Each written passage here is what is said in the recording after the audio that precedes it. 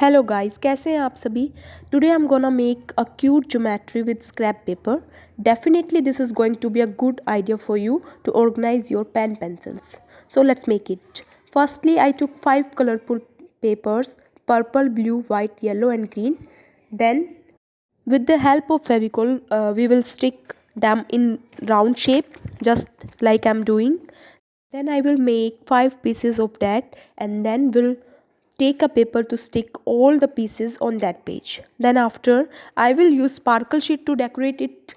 Follow me and you will able to make it easily. So today's like goal is 50, and so please complete this goal as soon as possible and do not forget to like, share and subscribe. So आप मुझे comment करके बताइएगा कि अगला जो topic होगा video का वो कौन सा होगा. मैं जल्द से जल्द उस पर वीडियो लेके आऊँगी. Thank you.